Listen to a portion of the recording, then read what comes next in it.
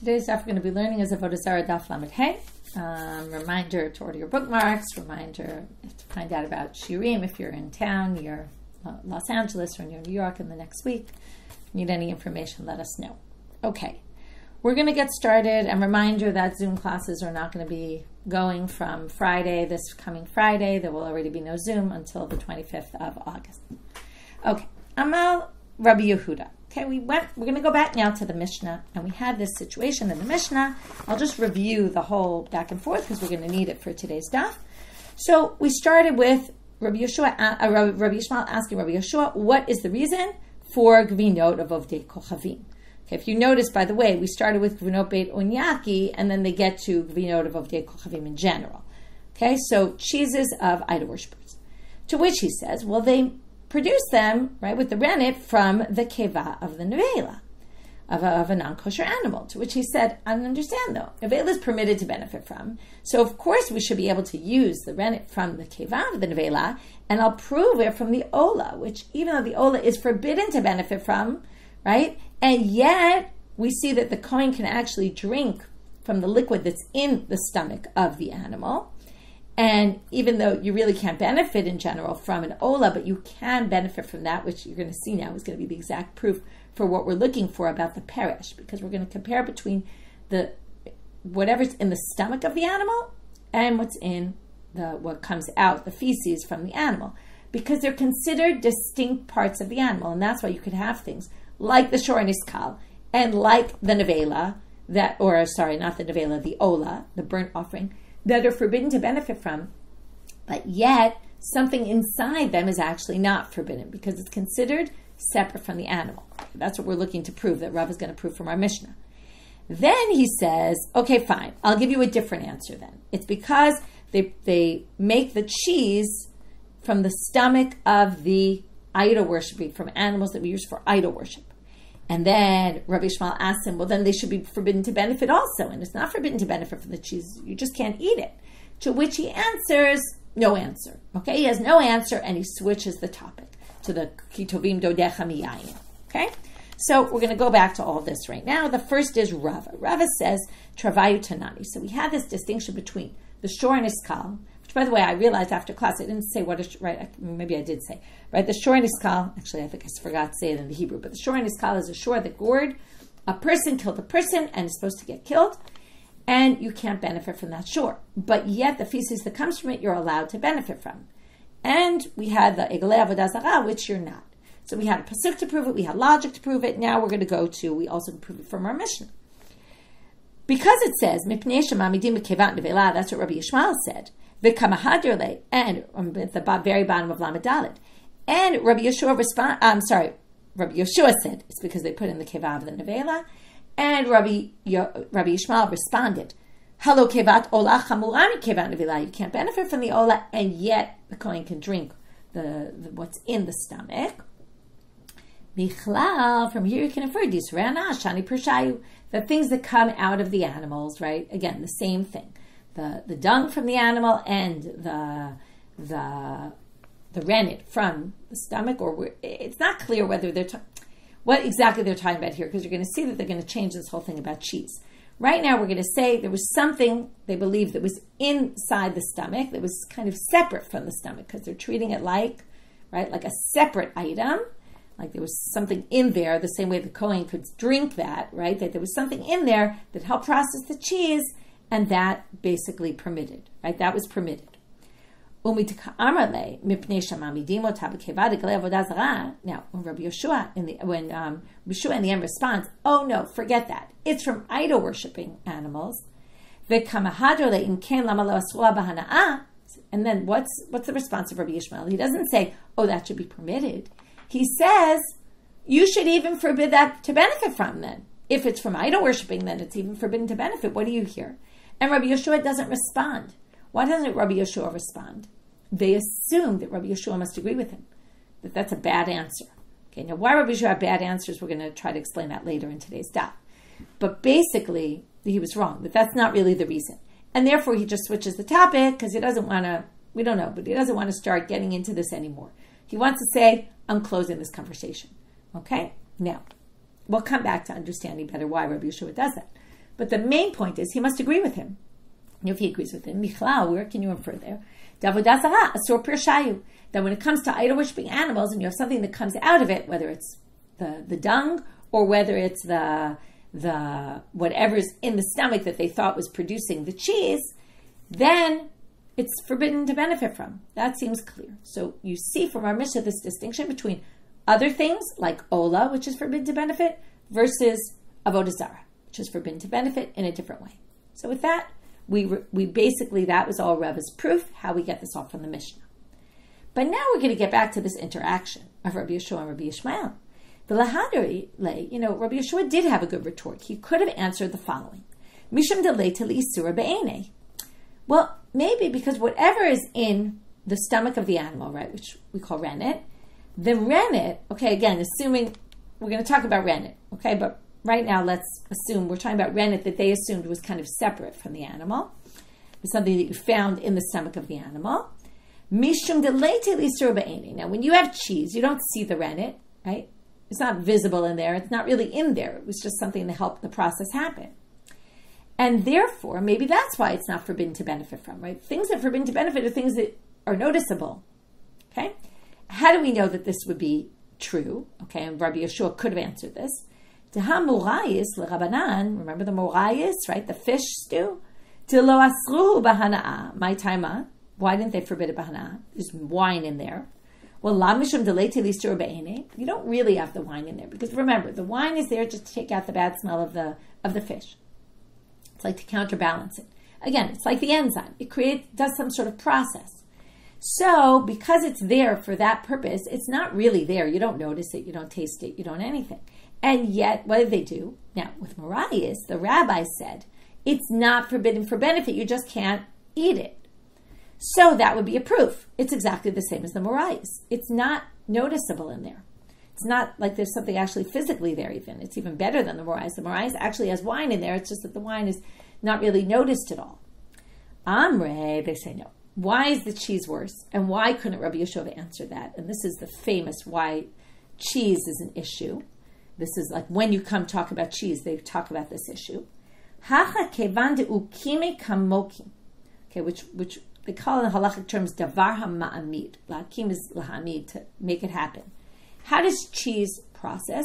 Through the rennet from the animal, which means that it creates the cheese. Without it, we don't have cheese. Now, you can have morayis without the morayis you can have without wine.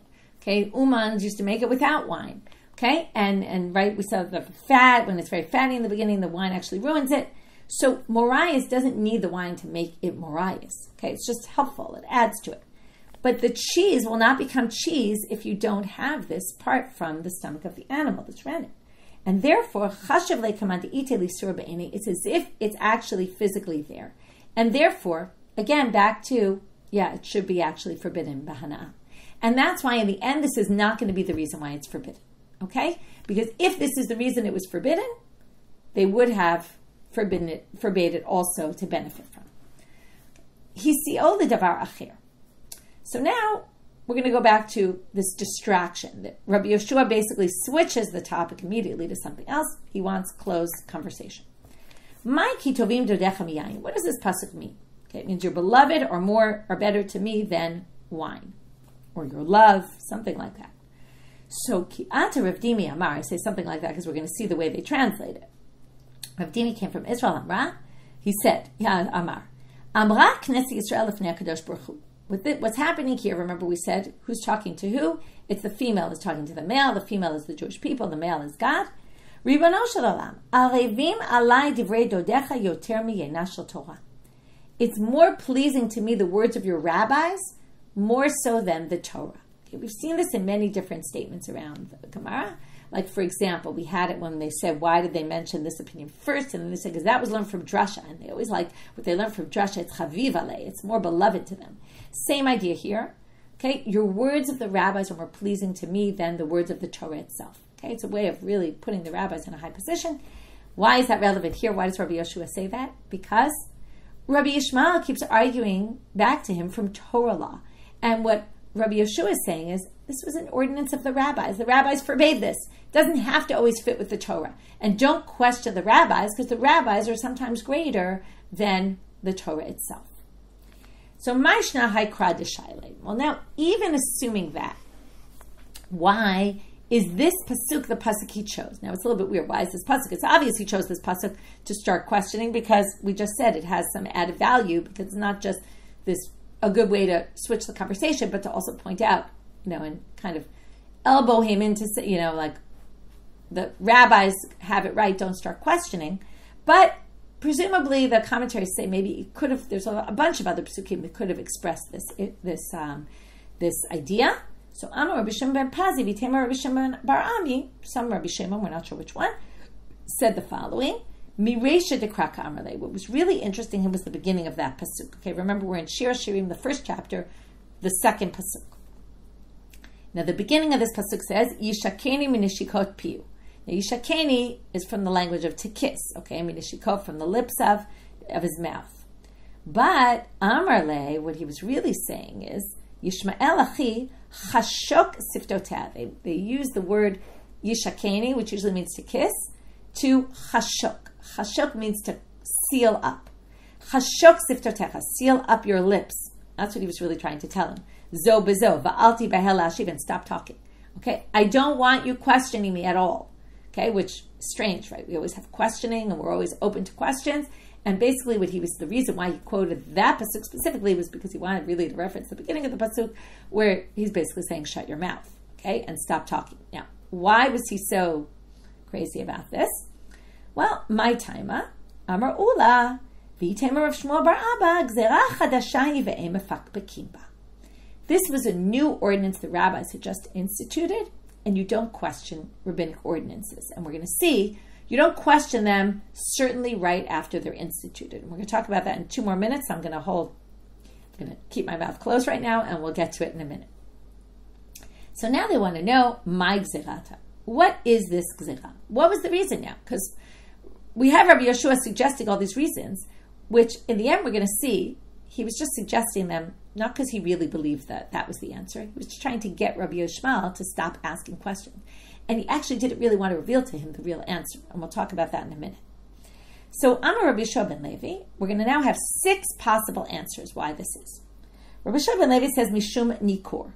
What's the issue? We're worried, this goes back to the whole issue of Giloy, of leaving things open, and the snake getting in and putting its venom. We're actually worried because cheese is liquidy, and the snakes would eat cheese. It was one of those things that you can't leave open. There was a concern that the poison of the snake is in there, and that's the reason. To which they say, okay, now we get to the big question.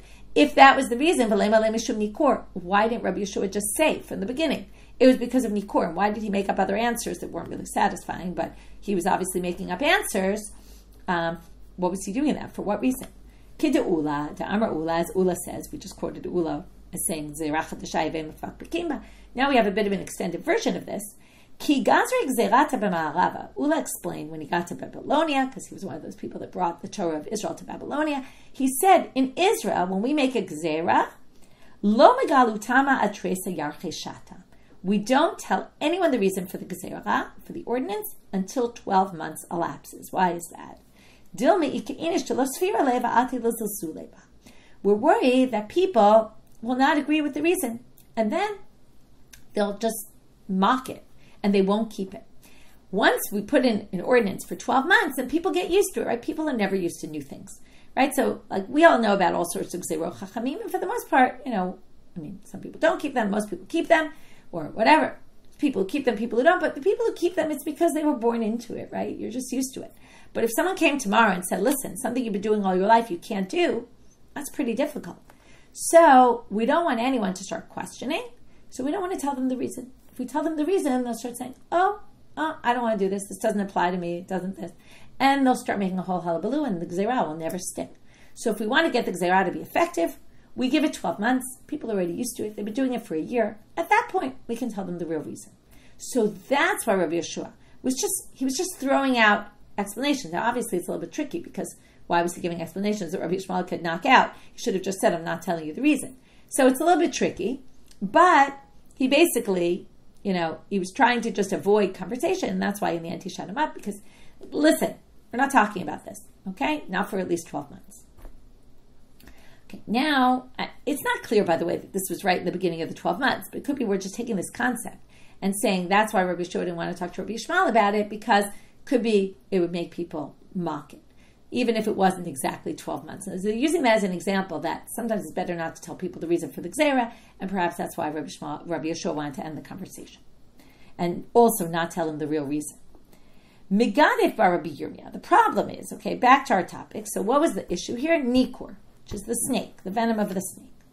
Migadif bar Rabbi Yirmiyah. Rabbi Yirmiyah attacks this answer to Rabbi Yochanan ben Levi. He says, what are you talking about? Elameata yevesha tishterei, yashan tishterei. Well, then you should permit dried cheese, and you should permit aged cheese. The Amar Rabbi Chanina, because Rabbi Chanina says, yavesh mutar, emini choli yabesh. Yashan mutar, emini choli yashen. Okay, we have hard cheese or old cheese will not get to that process if there's venom of the snake. Again, we're back to a chemistry lesson. The venom of the snake will prevent it from hardening, will prevent it from aging. So basically, if you have aged cheese or if you have hardened cheese, then you know that there was no venom of the snake, because there's no way it would have been fully processed with the venom of the snake in it. So he rejects this answer. Answer number 2. Amar Rabbi Chanina, many different interpretations of this line. I'll keep it simple, but it could mean something else. But the assumption is that if you have cheese, and especially if cheese is porous, right, like Swiss cheese with holes in it, it's very likely that some milk dropped into there, and it could have been a milk from a non-kosher animal, and that's the concern with the cheese, that maybe there's some non-kosher milk mixed in there. There's some others, some people think they brushed it with milk or something like that, which could have been milk from a non-kosher animal, and that's the concern. Third answer, Shmuel Amar, Mipnei shema'amidim ota be'or kevat nevela. Now we're going to get back to the rennet. Okay, so it is rennet. Now before they thought it was some substance in the stomach. Shmuel is going to say it's not the substance in the stomach. That really is peresh, and that really would be permitted if it was from a nevela.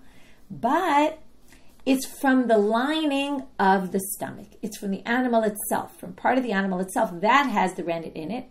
That's what processes the cheese. That's part of the animal. And because it's a non-kosher animal, it's a problem. Okay? That's what he's saying. Now, and then we get back to the whole problem of ma'amid.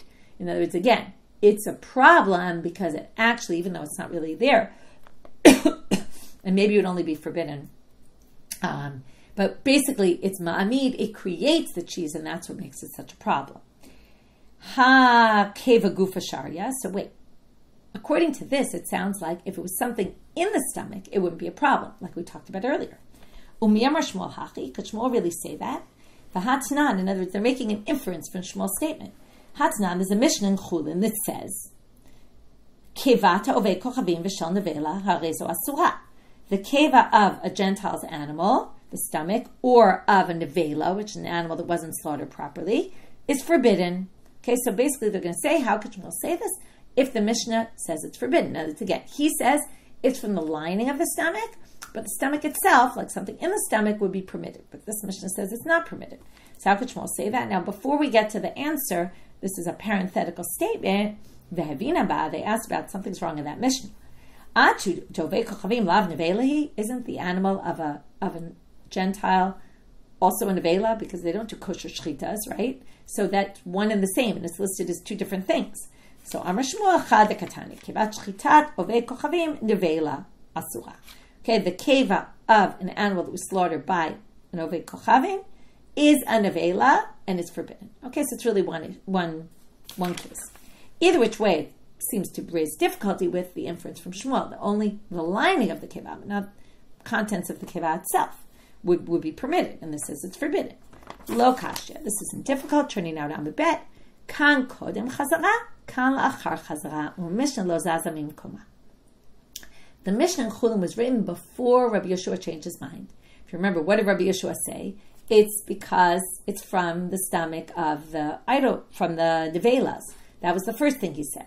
Then Rabbi Yishmael asked him, and he said, can't possibly be. Because if the insides of the stomach of an ola are permitted, obviously the insides of the nevela should be permitted. And then Rabbi Yoshua changed his mind. But this Mishnah was written according to Rabbi Yoshua, the first version of Rabbi Yoshua, Mishna lo zaza min koma. And the Mishnah, once they put a Mishnah there, it doesn't change. Even though the opinion might have changed, they don't erase the Mishnah. So they left in that Mishnah, but it really represents an earlier opinion that was rejected. Okay, and that's the way, it's a creative way to resolve the contradiction. It's a little, difficult. Why would the Mishnah still say that? But we saw before, right? There was Mishnah Rishona and the Mishnah Acharona, and the Mishnah Rishona is what we have, right? We have this kind of thing, right? Mishnah Zazim in Koma comes up numerous times in the Gemara. Here I can see in the Masoret Hashas, Yevamot Lamed, Lamed Bet, Kiddushin, Shvuot, Chulin, in 2 places. Okay, it's a thing. And Rav Melchia, Mishmei Rav Ada bar Ava Amal, answer number 4. We saw this Rav Melchia. Mipnei shemachlikim paneha b'shuman chazil. Because they glaze it with a layer of pig fat, okay, of lard. So because of that, their cheeses are fine. It's not an issue. He doesn't think of the rennet from the animal's stomach, but it's because they line it, they coat it with lard, and that's the problem. Rav Chistama, mipnei shemamidim otah b'chometz. Answer number 5. They soak it in vinegar, or they put it in vinegar. Part of the process that helps it go is vinegar. And, right, the preparation of the cheese, the ma'amidim again. That's what helps it get to curdle. And what's the problem with their vinegar? It comes from their wine. Their wine is yenesech. Rav Nachman bar Yitzchak amar mipnei shemamidim otam b'sraf ha'orla. The sap of orla trees. They take trees that are within the first 3 years. They use the sap, and that's forbidden to benefit from. So that's why we can't have their cheeses. Okay? Now, before we get back to all these topics, we're just going to go into this last one. Kiman, this last opinion about orla, according to who does it go with? We're going to see there's a machloket tanaim, and not everyone would agree that this would be a problem. Ki hai tana detanya, like the one who says, Rabbi Eliezer Omer, hama'ami b'sraf ha'orla asur mipnei shu peri. Now, the sap of a tree. What's forbidden about orla? Not that the branches, for example, are not forbidden. The leaves are not forbidden. Just the fruits are forbidden. So why sap? So he says the sap from the tree is like fruits of the tree. Okay, it's considered like the fruit, and therefore, if you're ma'amid, you prepare cheese, let's say, or something, using the sap of the orla tree, it's forbidden. That's Rabbi Eliezer. But Rabbi Yoshua disagrees and doesn't think so. That's not a fruit. To which they answer, no, you can even explain the Srafa Orla answer, even according to Rabbi Yoshua, who permits, because Afilu Tema Rabbi Yoshua, Ad Kan Lo Palig Rabbi Yoshua Ale de Rabbi Eliezer, Ela Bekatva de Gavsa. He only agrees if you take the sap from the branches, from some part of the tree that's not the fruit. Aval Bekatva de Peri Bodu. But he agrees if it was taken the sap from the fruits themselves have sap in them. So we can now explain that answer, that they prepare the cheese using the sap from the orla tree, from the fruits of the orla tree, and then it goes according to everybody, and then it's not just one unique Tanaitic opinion. V'hainu ditnan, and in fact, if you don't believe us, it says in the Mishnah exactly that. Amali b'Yeshua, shamati b'feirush, I heard explicitly, she'hama'ami b'sraf ha'alin u'b'sraf ha'ikarim mutar, that if you use the sap from the leaves and from the roots, it's permitted. But b'sraf ha'pagin asur, but if you use the sap from the unripe fruits, it's forbidden. There you have it, mipnei shu peri, because that's viewed as a fruit. Okay. This ends the 6 answers. Okay, we now dealt with the 6th one. There's one more comment they have here, which is bein l'Rav Chisda, bein l'Rav Nachman bar Yitzchak. I don't know if you thought of this, but could be something you could have come up with, which is, I'm just going to remind you of the Mishnah. We're trying to explain why cheeses of the non-Jews are forbidden. We gave 6 different answers, but remember, according to the Mishnah, according to Rabbi Meir, they're forbidden even to benefit from. According to the rabbis, you can benefit from them, you just can't eat them. Now we're going to have a problem, because if you say number 5 and number 6, okay, bein l'Rav Chisda, bein l'Rav Nachman bar Yitzchak, ti taser v'hana'ah, it should be forbidden to benefit from. Because if you say it's ma'amidim oto b'chometz, that's yenesech, you're not allowed to benefit from either.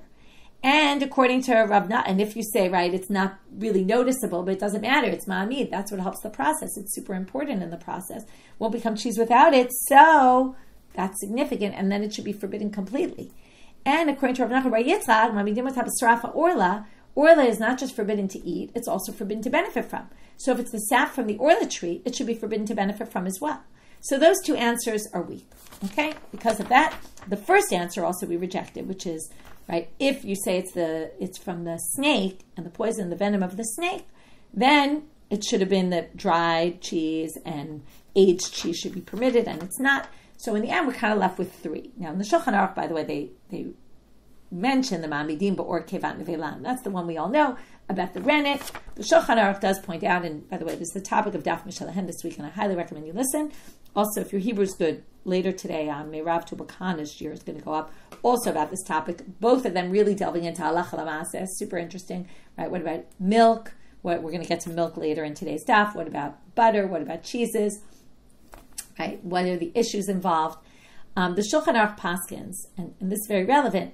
Nowadays, most cheeses are actually not prepared from animals. They're prepared from non-animal rennet. And therefore, theoretically, it should be permitted. But the Shulchan Aruch paskins, he says explicitly, even if they're making it from non-animal rennet, it's still forbidden. Okay? And the Shulchan Aruch paskins this way. And that's what leads to again, I'm not giving you a halachic overview. Definitely, there's other people that can give you that whole halachic overview. Anyway, it's a very interesting topic. Okay? And that's why we have Beyond the Daf materials to delve into those things. Darish Rav Nachman Bar Rav Chisda. Now, before we finish up this Mishnah and we get to the next one, Darish Rav Nachman Bar Rav Chisda about the next pasuk in Shir HaShirim. Now, if you remember, the whole way we proved that it's dodecha and not dodayich, it's the Jews talking to God, right, or the female talking to the male in Shir HaShirim, and the way the rabbis understand it as allegorical, it's because it says al ken alemot ahavucha, which is, right, the alamot, young maidens will, because of that, they love you, and that, which is the next pasuk, which is clearly the female talking to the male. So now we're going to explain that pasuk. My dechtiv l'reach shmanecha tovim. Okay, shemen tudak shmecha al ken alemot ahavucha. Okay, so now we're going to explain this. Lema tamid chacham domeh. Now already we said this whole thing is about the rabbis. It's talking about the rabbis, that they are the dodecha. So, the beautiful smells of your oils, they're saying this is like the perfume, and the rabbis are like the perfume that comes from this plaitine. Miguleh, if you leave, right, so you have a bowl with this perfume in it. If it's open, rechanodef, the smell comes out. If it's closed, mechuseh, ein rechanodef, you can't smell anything. This is like the rabbis. If you close them up and they don't get out to the people, well, nobody appreciates them. But if you let them, right, if they reveal themselves to people and they go and they teach, I assume what they're talking about is teaching and spreading their Torah, then they have this beautiful smell, everybody smells it, right, their effects are on many people. Velod ella, in addition, there's another thing about this covering. Dvarim shemechusim mimenu mitgalim bo. Things that were, when the Talmid Chacham goes out and spreads his Torah, her Torah, things that were originally closed to them, they couldn't understand, all of a sudden become clear to them. This is like saying you learn from your students, right? And it kind of reveals all sorts of things to you. Shene'emar, now how do we get this? And now we're not going to darshan this word alamot, which really means, virgin maidens. Now we're going to understand it differently. Shene'emar, we're going to darshan it in a number of ways.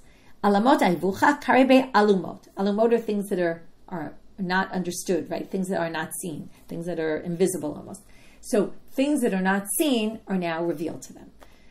Velod ella, the ahevucha means all of a sudden they'll become clear to you. Velod ella, shamalach hamavet oavo. Even the angel of death loves the Talmid Chacham who goes out and teaches. What does it mean the Malach HaMavet loves you? Hopefully it doesn't mean the Malach HaMavet is going to get to you. It means the Malach HaMavet will let you live. Shene'emar alamot ahevucha. How do we get from there to the Malach HaMavet? Karebe al mavet, the one in charge of death. Okay, they darshan this again. This is a creative way of reading this word. Another way of reading the word alamot, like alamot, olamot, worlds. What are the worlds? 2 worlds. We always talk about this. You get inheritance in 2 worlds, achad olam hazeh v'achad olam haba, this world and the next world. Shene'emar alamot karebe olamot. So we now read the word alamot in 3 different ways, to learn 3 different things about Talmidei Chachamim that go out and teach. All these positive things happen to them. Okay, now we're going to move on to the next Mishnah. Elu dvarim shel avdei kochavim.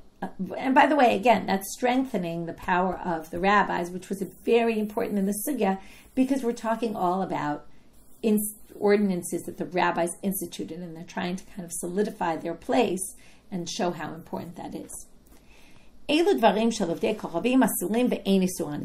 opposed to the previous Mishnah, where we listed all these things that are forbidden also to eat and also to benefit from, although there was a machloket about a whole bunch, and the rabbis actually didn't forbid them all for benefit, but Rabbi Meir did. In this Mishnah, everything is in agreement, all these items are in agreement that they're forbidden, but permitted to benefit from. So just you can't eat them. Chalav shechalavo ovei kochavim ve'ein Yisrael ro'ehu. This is milk that was milked by a non-Jew, and right, no Jew was watching. The Jew was watching, the Jew can make sure that there's no non-kosher milk mixed in, but if not, we have to be worried, and we'll talk about that in the Gemara. Hapat v'hashemen shalahen, bread and their oil. Okay, Rebbi ubeitino hitiru hashemen, but immediately the Mishnah tells us that at some point they have forbade the oil, but the oil became permitted. Okay, it was like they had gone too far. It was something that people couldn't handle, so they permitted the oil, but not the bread. We're going to get back to the bread today. Hashlakot, which are things they cooked. Ukvashim shedarkan latet letuchan yain v'chometz, pickled items that they often put wine or vinegar in them to pickle them. Right, the hashlakot, cooked items. This is bishul akum. We're going to get to that whole topic soon, not today. Talit trufa, which are chopped up fish, where there's. Okay, we're going to get to all of these later in the next few days, about like chopped up fish that you could have maybe some non-kosher fish mixed in there. Right, fish is always easy to identify with the fins or scales.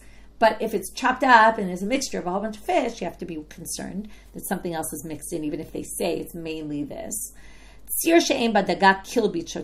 Fish brine, which also you can't identify where it's from, but if it doesn't have this kilbit, which is some little fish they would put on the top, which would identify it as this has kilbit, which is kosher fish, this is made from kilbit. If it doesn't have the kilbit on the top, then we have no idea which fish it was made from. You can't use it. Chilik, which we talked about, this is small fish that's kosher, but they used to catch it with a lot of other small fish, and sometimes they would be, they wouldn't distinguish between those or those. Koret shel chiltit, this is a slice of some very sharp item, which they're worried there's a different issue of kashrus. When they slice it with a knife, the flavor, right, the sharpness brings out the flavor of whatever's not kosher in the knife. Melach sal kondit, a particular type of salt. We're going to get to that on Daf Lamed Tet, what this is. So now they repeat what they said in the beginning of the Mishnah. Why they repeat a good question. I think the Gemara is going to get to why, but anyway, they repeat the same thing. These are forbidden to eat, but not to benefit from. So we're going to deal today with chalav and with the pat, the bread. Chalav l'may nichushla. What are we worried about with milk? Imishu mechlufe, right? Obviously, what are we worried about? That they're going to use, right, pig's milk or something. If you're worried they're going to switch it, they're going to say, oh, this is cow's milk, and it turns out it was pig's milk. Well, tahor chivel tamei yarok. We can easily identify that. Kosher milk is white, and non-kosher milk is green. Okay, they don't mean green. Okay, no milk is green. Green, and we're going to get to this in Nida. They're also going to talk about green blood. There's no such thing as green blood or discharge, green discharge. What they really mean is yellow. Okay, yellow has a bit of green in it, so it means greenish, which really just means yellow. Okay, it's yellower. It's not as white as pure white. It's pure white, and then there's yellower white, or like a beige, I guess you could say. So we can identify, and we know the difference between the milks. If you're worried they're mixing a little bit of the pig's milk in with your milk, and then you won't notice it, right, in with the kosher milk, nikum, we could try to figure out, right, try to turn it into cheese. To amar chalav tahor omed, chalav tamei ino omed. Okay, so now they're going to say, if you try to turn it into cheese, we know that cow's milk, for example, can curdle and become cheese, but you can't curdle pig's milk. So that should be a way to figure it out. Now, idelabai gvina hachinami. Idikabai gvina hachinami. So yeah, if you actually want to turn it into cheese, then fine, then you'll be able to know. But but maybe they're talking about where they wanted it for the kuta chabavli. That's what most people say. The kamke is, it's kuta chabavli, where they just put the milk in straight. They didn't turn it into cheese. They didn't try to curdle it. So then you won't be able to test it. Well, what do you mean you won't? Nishkol mine kalev and ekum. Why don't you just take a little bit out, test it, see if it curdles. You'll know if it's kosher or not. Well, it's not really a good test, because sometimes there's kosher milk that doesn't curdle, and if you take a little bit out, it might not curdle, but that's not really a sign whether it's kosher or not kosher. It's not a good test. A second reason why that wouldn't work. Ika de kabene itve. Even if it does curdle, sometimes you might have some other milk that mixed in. This sounds like one of the interpretations of there's no way there won't be some tzchuchei chalav, some other milk might have dropped into it, and you wouldn't notice it. It would still curdle because of the majority of it, and you still might have to worry that there'll be some drops of non-kosher milk in there. So for that reason, they basically don't allow the milk. Now milk, right, there's a whole debate nowadays, chalav akum, right, chalav nochri, chalav Yisrael, and right, this is where it comes from. And the reason why people permitted milk that's cooked, that's prepared by non-Jews nowadays is because there's regulations and there's rules, and therefore there's no way that anything would get in there, and that changes the whole picture here. Okay, if that's really the issue, which seems clear that's the issue, so then there's ways around that. Okay, not everybody holds by that, but that's a big debate, and again, you can listen to it in the extra shiurim. Hapat. Now we get to bread. This is an interesting topic we're not going to go into because we're not doing an in-depth shiur, but it's a super fascinating topic about different ways that you can read different lines of the Gemara, different ways you can punctuate, and different meanings of the sugya. So we're going to talk about bread. Now bread, this is relevant if you go abroad, vacation, and there's no kosher bread, there's no Jewish bakery, there's no kosher bakery. Can you buy bread if you know this is not kashrus related? Okay, we're going to see this later, this whole reason why they forbade all these things. Okay, the milk obviously has something to do with kashrus, we said, but the oil that they forbade and the bread and all that we're going to see, it's all because they didn't want, and the cooking, they didn't want us to become friends with the non-Jews and come to marry their wives and come to worship idols. Okay, it all goes back to idol worship. There's some other thing we're going to see also that will lead to something else, but we want to avoid contact in these kind of ways because it creates stronger bonds that could lead to causing us to intermarry, and worship idols. So, because of that, they forbade all these things. The question is, are there ways to permit it, assuming you know that everything's kosher and that it's cooked in separate ovens and there's nothing else not kosher? And if you can neutralize the kashrus issue, are you allowed, right? Like the famous is baguettes in France, right? They make them in special ovens and special trays, and there's only kosher ingredients in them, right? Can you do this? So, Amar Rav Kahana, Amar Rabbi Yochanan, Pat lo hutra bebeitin. Okay, remember, they said the oil, Rebbi and his beitin permitted. Here comes Rabbi Yochanan and said the bread they did not permit in the court.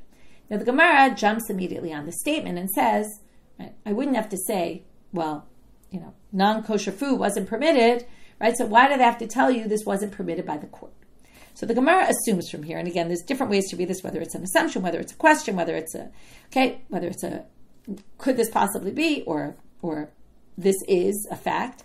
Michlal, from Rabbi Yochanan's statement, you can infer, or maybe can you infer? De'i kaman deshari. It sounds like there was someone who permitted, because when someone makes a statement like this, why do they make a statement if not to say, don't think this happened, and maybe that means because people did think that, right? So it sounds like there's someone who permits. And is that true? To which the Gemara says, yes it is. When Rav Dimi came from Israel, he told us a story. Rebbi went out into the fields, and this idol worshiper came out to him and offered him bakery-made bread that was made from a se'ah of wheat. I'm a Rebbi, kama ne'eh patzo. He said, wow, that looks like a delicious loaf of bread. Why did the rabbis forbid this? Why did the rabbis forbid this? So the Gemara stops the story for a minute and says, Ma ra'u chachamim. Rebbi wasn't asking, why did the rabbis forbid this? He knows why the rabbis forbid it. Everybody knows that. We don't know it yet, but it's going to come up, and I already told you. Mishum chatanut. It's so that we don't intermarry. Ela ma ra'u chachamim la'osra b'sadeh. What he meant was, why did the rabbis forbid this in the fields? Because in the fields, okay, so for whatever reason they think, you can think about reasons why in the fields is not so much of a concern for chatanut. Could be, right, all sorts of reasons. It could be, you're there temporarily, you're just walking through, you're not going to necessarily hang out with people there, okay? You're busy working in the fields, whatever it might be, but why did they think to forbid this in the fields? Now, this is always dangerous when rabbis speak because people misinterpret. Kisvulim ha'am hitir Rebbi apat, velohi, Rebbi lo hitir tapat. They thought that he was saying, why did the rabbis forbid this in the fields? It shouldn't be forbidden in the fields. And then he was saying, I don't forbid this in the fields. That's what people thought. But they were wrong. Rebbi was just saying, I wish I could eat this bread. But he wasn't saying that this is not forbidden. And that answers our question, okay, or possibly does, right? It's patlotra in the court, right? But it sounds like there was someone who, right? Is there someone who permitted? Well, yes, by mistake, though, okay? And that's a little strange. If you were going to say someone permitted, you normally would say, yeah, they permitted. There were people who permitted. This was all a mistake. But that seems to be the answer. Again, that's why there's many different readings of this Gemara. Okay, next. Now we're going to have a second version of the story, which has certain parts that are similar, certain parts that are different. Rav Yosef Yitemer Rav Shmuel Bar Yehuda, Loka Amar Loka Chayam Haseh. So Rav Yosef, or maybe Rav Shmuel Bar Yehuda, says that's not the story. You got the details wrong. El Amru, they said, Pam Achat Halach Rebbi L'Makom Achad V'Ra'a Pat Tachuk LaTalmidim. He saw the students barely had any bread. Amar Rebbi, Ein Kam Palter. Is there no baker here? Now, what did the people think he meant? Kisrimam Lomar Palter Ovei Kochavim. Right? They didn't have any Jewish bakers, so what they thought he meant was, do you not have a non-Jewish baker who could bake you guys food? In other words, who could bake you bread? Bread is permitted if, right, what they inferred from this was, if there's no Jewish baker, you can use a non-Jewish baker. And what he was saying is, don't you have a non-Jewish baker to bake you bread? And then if you did, you could use it. V'hulo amar ela pater Yisrael. Now what he meant was, do you not have a Jewish baker? He wasn't even talking at all about non-Jewish baker. He was just saying, don't you have a baker here? Why is everybody starving? Okay, so each version basically has the people misunderstanding, thinking that there's some sort of either permitted in the fields or permitted it by a baker, if there's no Jew around, but they were all wrong. Okay, so it seems to be saying, again, there's different ways to read this, but that Rabbi Yochanan said, pot is not permitted in the court, it was not permitted by the court. The story seems to say, well, there were people who permitted, but it was a mistake, and it's certainly not in the court, right? And even not out of the court. But the problem that makes this even more complicated is Amar Rabbi Chelbo. Now we continue. Afilu lamanda amar paltero ve'kochavim. Even the one who holds. Now the one who holds is mistake, right? But they seem to say there is this opinion. Somebody holds this that you could use a Gentile baker. Lo maran ela delekar palter Yisrael. It's only if there's no Jewish baker. Aval b'mkom deikar palter Yisrael lo. But if there was a Jewish baker, definitely they wouldn't have even permitted it at all. For Rabbi Yochanan amar, filu lamand amar paltero ve'kochavim hanemi libasadeh aval be'ir lo mishum chatanu. And the one who says they allow a Gentile baker is also only in the fields and not in the city, and that comes from the first story, right? Because it was only in the fields he was trying to permit, and that kind of combines both. You need also, right? In other words, we'll allow a Gentile. By the way, the palter is a baker. Nobody thinks that you can have an individual bake you if you're friends with them. The baker just makes it more official, right? You're not exactly in a relationship with your baker, your local baker. So there seemed to be this mention of like someone who permitted, but again, this sugya is pretty clear. We don't permit this. And we end with this story. He would bite and eat bread on the borders of the field. One of them said, Lo tishtau b'hadei da'ayvu, don't even talk to Ayvu. Basically, they were excommunicating him. Because he eats bread of the Gentiles. Major problem. Okay, stay away from him. So the sugya seems very, very clear. You can't eat bread. The big question for the real halacha lama says, people do eat bread, and that's how we started. And how did this actually come about, that people ate bread? And there's many different ways to read the sugya, and there's developments that happened over time that perhaps affected the change and why people actually do eat bread.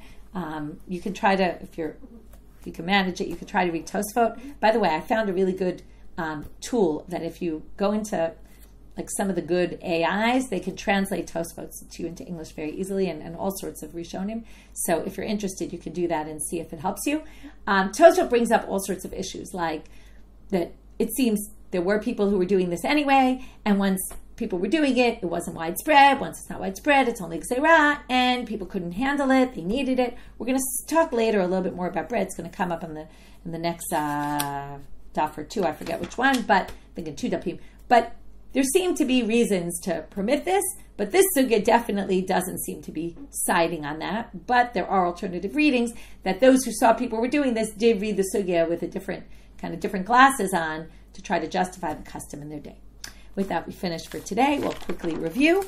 We started with this proving from our Mishnah this distinction between Isurei Hana'ah for regular things, right, from the things that come out of non-kosher animals or permitted animals. Avodah Zarah, we're going to be strict and stricter than others, and we see that from our Mishnah. From there, we tried to understand better this weird interaction between Rabbi Yoshua and Rabbi Yishmael, and that really Rabbi Yoshua was trying to push him off. He just didn't want to get engaged in conversation with this, and then that's why he quoted that pasuk to say, we really value the rabbis more than the Torah, and therefore stop asking me questions on this ordinance of the rabbis. And I can't tell you because we need to let the Zarah kind of sit for a while before we can start asking what it's for. Then the Gemara brought 6 different answers, although we had issues with 3 of them, and as to why they forbade it. From there, we got off into the second category of items, which are really the pod and the oil and the this and the that. We're going to get into all those things. Bishul akum, very interesting topics, and the milk of Gentiles. And with that, we'll finish for today. Wishing everyone a good day.